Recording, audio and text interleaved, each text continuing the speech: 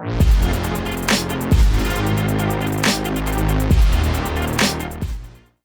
everybody, welcome to session 2 of ZDOT traffic. ZDOT is $0 traffic, ZDOT traffic.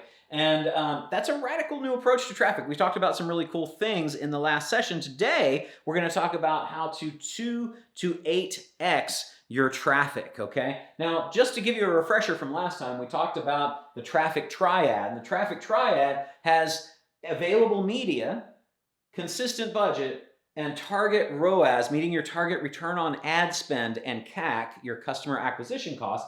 And when you get all 3 of these things going, life is really good. If you don't have all of them, if you've got 2 or only 1, then you will find that you can't profit, or you can't scale, or you can't access the available traffic, okay? Now, today we're gonna start by talking about available media. So when you don't have enough available media, even when you've got consistent budget and you're able to hit your numbers, your target ROAS, your target CAC, customer acquisition cost, the problem is you won't be able to scale, okay? You won't be able to scale. So we have a solution for that. But first, let's take a look at this. This is a study from eConsultancy and Adestra. This is the highest ROI, return on investment, traffic channels for 2020. And this is kind of interesting, and these are in order. Number 1 is email marketing. Means you need to have email going, right? So you got to build a list for that. SEO, organic search, means you got to get your sites up and get them ranked.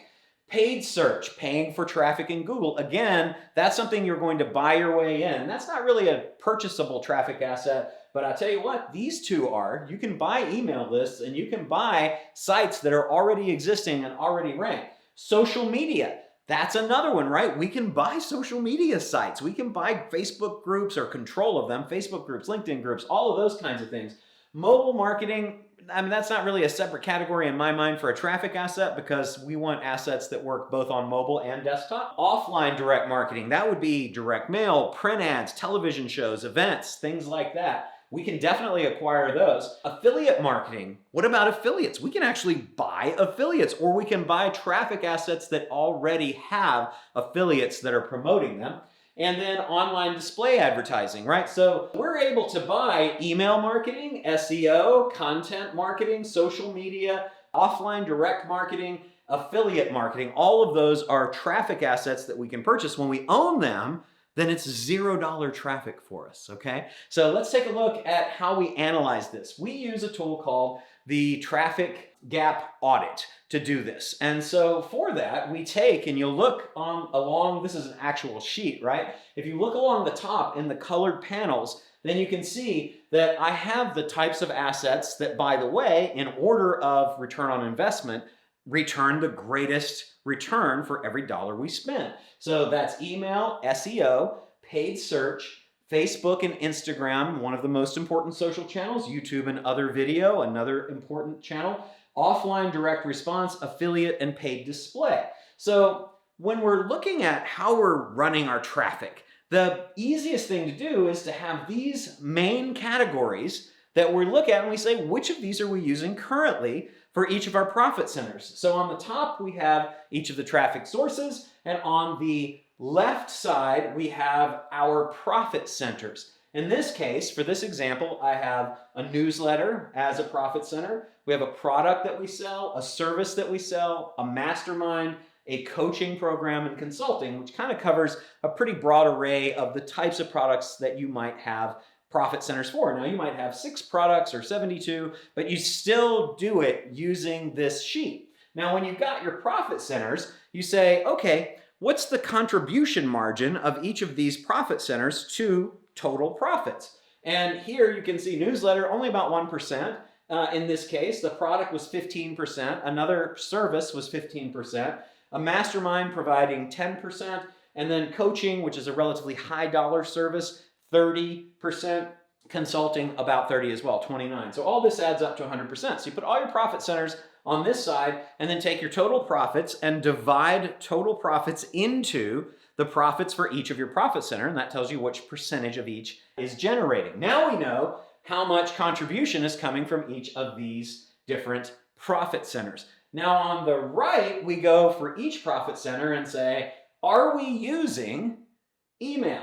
Are we using SEO? Are we using paid search, and so on and so forth? And you put a little red X in each of the boxes for each thing that you are using. And what you'll do then is you'll find that there may very well be entire categories of traffic that you're not even using, right? So for example, on the service, in this case, this service is being marketed via email. There's no SEO being done for it. There's no paid search being done for it. We're using Facebook and Instagram, but no YouTube or video at all. No offline response, no affiliates, and we are using, in that case, some paid display. So we see that our honey holes that we're missing are SEO, paid search, YouTube, offline direct, and affiliate. And you do that for each product. The newsletter we see we're marketing through email, SEO, and paid search, but no Facebook or Instagram, no YouTube or video, no offline direct response, no affiliates, and no paid display. So this tool allows you to see the areas that you're missing, and here's why that's important, okay? Two things. One is now you have additional channels that you can market your products or services through, but also this tells you that you might want to consider starting by buying traffic assets in this area that you're using already. Maybe you can add to your email list by buying another email list, or you can add to your SEO by buying another site. And then you can also look at the ones that you do not have currently and think about buying those traffic assets too. So this is a really great way just to identify what are the gaps in your current traffic strategy and what are the assets, then the types of assets that you're going to target for ZDOT acquisitions. Okay, now you have the ability to download here a blank version of the Traffic Gap Audit tool. So I encourage you to download that and go through and run through this exercise, and you'll find the areas that give you the greatest opportunities for $0 traffic acquisitions. Okay? And remember, on our traffic triad, the second challenge was consistent budget. If you don't have a consistent budget, then you can't access the available traffic, even if you had the budget, you would be able to make money. And I hear this from people a lot of the time, right? It's like, I've got an offer that works and I want to scale it, but I need to have more money to put into media. And I can't do that because I go negative for 30 days or 60 days, and so I only have this much to work with, and so I'm always behind, and I'm not able to fully optimize my spend because I don't have consistent budget. You don't have consistent budget, you can't access the available traffic. ZDOT solves that because we're saying buy it, don't rent it. When you buy it, you own it. You don't have to pay anything more for it. Always better to buy than to rent. So that's what we do with ZDOT targeting, okay? Now, with ZDOT targeting, we have your business, and we're looking at what are the types of traffic assets categorically that might be good to acquire. One is groups, right? Another is social. Another is SEO, also lists, other people's lists. You can also buy products that already have traffic. There are products on Amazon and on e-commerce sites that already have a ton of traffic. You can also buy other people's intellectual property, like copyrights, trademarks, patents, those sorts of things. And last but not least, you can also buy shows. So shows which are events, basically, that people already have. So let's talk about a few examples of those kinds of things. Over here on the group side, and these are not social groups, so we'll go to social groups second. Meetups. You can buy meetup groups. You can buy masterminds. You can buy networking groups, Slack groups, associations. I know a friend of ours, Phil Town, in the real estate space, went out and bought a ton of real estate investor associations all over the country that have meetings regularly of his ideal customer profile. You could just buy those. When you buy them now, he doesn't have to do what most other people do, which is split 50-50 on gross sales to those groups. He gets to keep 100%. He only had to buy them one time, right? These are the gifts that keep on giving. The second type of asset would be social, and that would be Facebook pages, Facebook groups. Now, I know you can't actually own those, but you can acquire control from the current administrators. And so you can buy your way into an administrative ownership position. Even though Zuckerberg and Facebook will always own that asset, you will have control of it, which is all you need. So Facebook groups and pages, LinkedIn groups as well, Instagram accounts, YouTube channels, Pinterest accounts. These are all traffic assets that have huge social followings that somebody else has already taken the time to build up, and now you can acquire them and control them. Okay? SEO would be the next step. Rather than you building your own vlog or blog or shopping list or anything else, you can simply go to Google and Google your keywords and find out who's ranking in the top 3 spots for those keywords. Now, sometimes it'll be giant companies. That's not a keyword that you're going to likely acquire from them right off the bat, but you can talk to them about it because maybe they're not selling that stuff anymore, right? So don't let the fact that it's a big company that has that keyword ownership throw you for a loop, because you might be able to buy that site or that thing that they're not using anymore. But also on a lot of long tail keywords,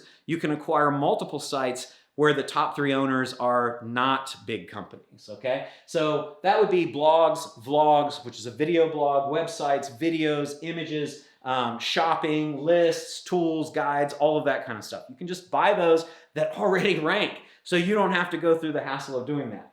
As far as lists, you can also buy lists from other people, like customer lists or lists of affiliates. You can do suppliers lists. You can do lists of pixeled audiences, or buy a newsletter list, or a list of standard operating procedures, or opt-ins, or coders, or subscribers, or emails. There's all of these lists that you can buy. Product-wise, products have traffic too. Did you know that Amazon listings have traffic? Did you know that you can buy an Amazon listing from someone else? Now, keep in mind, Amazon will always own the site, but you will control the listing, okay? Amazon listings are one. Etsy would be another. Etsy stores, e-commerce landing pages, Shopify, BigCommerce, those types of stores and sites, branded stores, Google Shopping, eBay. Also, Facebook just started stores not long ago as well, so you could buy a Facebook store. And then shows. We run one of the largest digital marketing trade shows in North America. We sold a controlling interest in that 2 years ago to a really big company that's owned by Blackstone. And now we own a small interest in it, but we still control it. But they bought that asset that already had 10,000 people coming to it, right? So they just bought it because they had the ability to do it. And I just can't tell you how good an acquisition for traffic these shows can be. So that would be trade shows, conferences, summits, podcasts. Podcasts are great. Radio, TV shows, events, intensives, expos, even syndicated shows, right? So there's all these things that you can buy. And then last but not least is intellectual property assets, which would be patents, copyrights, trademarks, URLs, trade secrets, processes, old brands or logos that have traffic to them. That's crazy good. So I'm going to give you one of these sheets for you to go through and fill out all of these 7 categories of ZDOT assets that you might be thinking about acquiring that would be perfect for your company. Okay, that's it for this session. In the next session, we're going to go over how to escalate ZDOT assets for acquisition priority. We're going to talk about how to build your $0 out-of-pocket ZDOT deal stack to fund all of your $0 traffic acquisitions. And last but not least, how to analyze ZDOT to ad buy and ROAS and CAC improvements. So you can see, how was I doing before, and then how am I doing right now? That's in the next session. I'll look forward to seeing you then.